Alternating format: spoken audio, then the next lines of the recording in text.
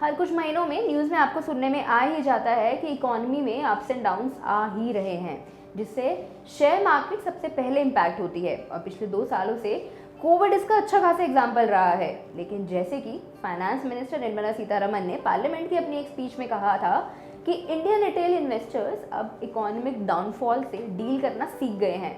In fact downfall से क्या, जो भी इम्पैक्ट पड़ता है उसी से सीख गए हैं। रिटेल इन्वेस्टर्स जानते हैं कि उन्हें किस सिचुएशन में कैसे बिहेव करना है अपने स्टॉक्स को लेकर। और अगर कहीं कंफ्यूजन हो तो उसके लिए हम हैं प्लानिफाई, अपने इन्वेस्टर्स के लिए हर मोड़ पर खड़े हैं। लेकिन आज के इस वीडियो में हम बात करेंगे ट्रेजरी यील्ड कर्व के बारे में, जो इस समय काफ़ी इन्वेस्टर्स के माइंड में चल रहा होगा कि क्या है ये ट्रेजरी यील्ड कर्व और ट्रेजरी यील्ड कर्व के इन्वर्ट होने से क्या मतलब है।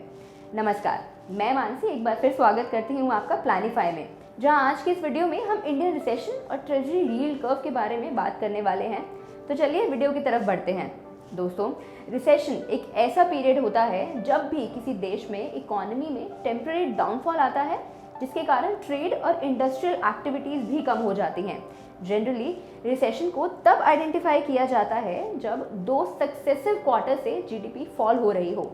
इससे क्या होता है ना कि इकोनॉमी स्लो हो जाती है, जॉब अपॉर्चुनिटीज़ कम जनरेट हो पाती हैं, कंपनीज रेवेन्यू कम जनरेट कर पाते हैं, अनएम्प्लॉयमेंट बढ़ने लगती है, लोगों की स्पेंडिंग कैपेसिटी डिक्लाइन होने लगती है और अल्टीमेटली जीडीपी फॉल होने लगता है।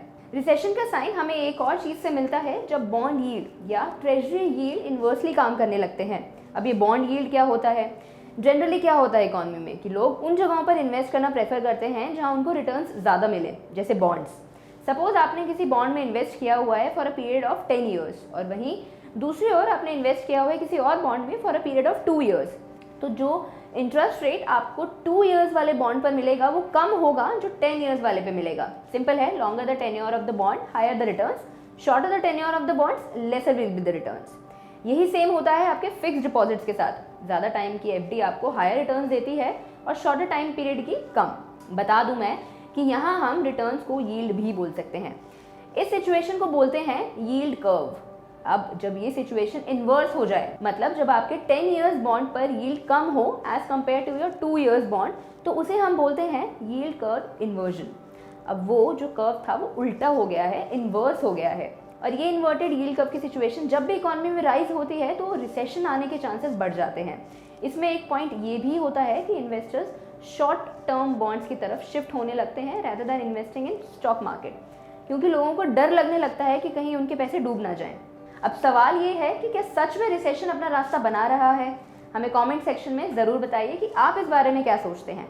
चलिए वीडियो में आगे बढ़ते हैं और बताते हैं कि 1950 से अभी तक 12 बार ये रिवर्सल नोटिस किया गया है और डेटा के अकॉर्डिंग ऑन एन एवरेज इसका इम्पैक्ट या तो 2 महीने में नज़र आता है या फिर 18 महीने में।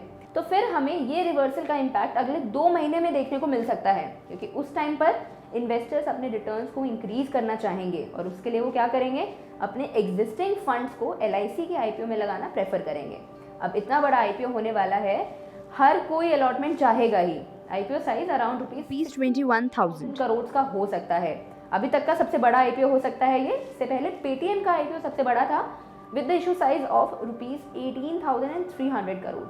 LIC के IPO के आने से लिक्विडिटी खत्म होने के पूरे चांसेस हैं।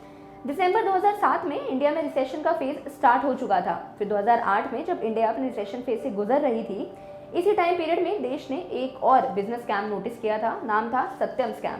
कंपनी का नाम था सत्यम कंप्यूटर सर्विसेज, जिसके मालिक रामा राजू ने अपनी कंपनी के फाइनेंशियल्स को मैनिपुलेट किया था ताकि वो कंपनी के शेयर प्राइस को ऊपर तक लेके जा सकें।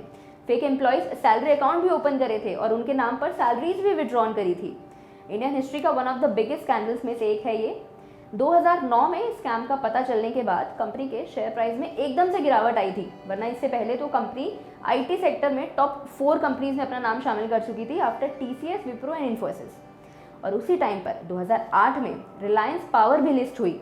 अब रिलायंस एक ब्रांड है, उसका IPO देश का one of the biggest IPOs में से था with the issue size of ₹11,700 crore. अब एक तो लोगों की स्पेंडिंग कैपेसिटी कम हो रखी थी उस टाइम पे क्योंकि रिसेशन था। अब इसके ऊपर से इतना बड़ा ब्रांड अगर अपना IPO लेकर आएगा तो इन्वेस्टर्स का सारा ध्यान IPO पर ही जाएगा। अब हर कोई सोचता है अपने प्रॉफिट्स कमाने के लिए, तो इन्वेस्टर्स ने अपना पैसा इस IPO में इन्वेस्ट करने के बारे में सोचा। तो जितना भी पैसा इकोनॉमी में था वो मेजरली इस IPO में लग गया। अब इससे आए मार्केट करेक्शंस, क्योंकि पहले इकॉनमी में पैसा नहीं था, फिर इस आईपीओ के आने के बाद आ गया। जनवरी 2008 से अक्टूबर 2008 तक कॉन्टिन्यूसली मार्केट नीचे गिरी थी। फिर मार्च 2009 में आकर मार्केट ने स्टेबल होना शुरू किया था। 2014 तक मार्केट काफ़ी स्टेगनेंट रही। बेसिकली ये सारी स्टोरी आपको बताने का मतलब ये है कि चाहे मार्केट में सेशंस आए या फिर कोई भी ऐसी सिचुएशन हो जिससे लोगों के मन में डर बैठ जाए कि अब तो मार्केट फॉल ही होने वाली है, तो इन्वेस्टर्स को ये बात ज़रूर ध्यान रखनी चाहिए कि मार्केट करेक्ट होगी ही होगी। तो ऐसी सिचुएशन में जब मार्केट डाउन है तब स्टॉक्स को सेल आउट करने के बजाय बाइंग पर फोकस करना चाहिए, क्योंकि उस टाइम पर वो शेयर में भी आपको उसके लोएस्ट प्राइस पर अवेलेबल हो। जब भी फिर मार्केट वापस उठेगी तो प्राइस बढ़ने के चांसेस ज़्यादा होंगे। So rather than panicking, smart move and opportunities को ग्रैब करना सही रहेगा। इन्वेस्टर्स के लिए बेटर यही होगा कि वो अपने पोर्टफोलियो के अकॉर्डिंग प्रॉफिट्स बुक करना स्टार्ट कर दें ऐसे टाइम में। इस टॉपिक से रिलेटेड मैंने एक वीडियो भी विद सम रिकमेंडेड स्टॉक्स हमारे यूट्यूब चैनल पर बनाई हुई है, लिंक डिस्क्रिप्शन में अवेलेबल है। उसे देखिए और एनालाइज कीजिए कि आपके लिए कौन से स्टॉक्स प्रॉफिटेबल हैं और कौन से नहीं। अगर फिर भी कोई कन्फ्यूजन होती है तो हमारी एक्सपर्ट टीम आपके हेल्प करने के लिए ही है। आप लोग हमसे व्हाट्सएप या ईमेल के थ्रू कनेक्ट कर सकते हैं। चलिए फिर, मैं उम्मीद करती हूँ कि आपको ये सिचुएशन समझ में आई होगी कि मार्केट डाउन में घबराकर सारे शेयर्स को बेचने की ज़रूरत नहीं होती है। इसके लिए एक और वीडियो बहुत जल्द आपको प्लानिफाई के यूट्यूब चैनल पर मिल जाएगी, जहाँ मैंने बताया है कि रिसेशन रोटेशन के टाइम पर किस सेक्टर पर ज़्यादा ध्यान देना चाहिए, जिससे इन्वेस्टर एक डाइवर्सिफाइड पोर्टफोलियो क्रिएट कर सकते हैं with less risk. Thank you. बहुत जल्द मुलाकात होगी एक नई वीडियो के साथ। तब तक हमें कमेंट सेक्शन में ज़रूर बताइए कि ये इन्फॉर्मेशन आपके कितने काम आई।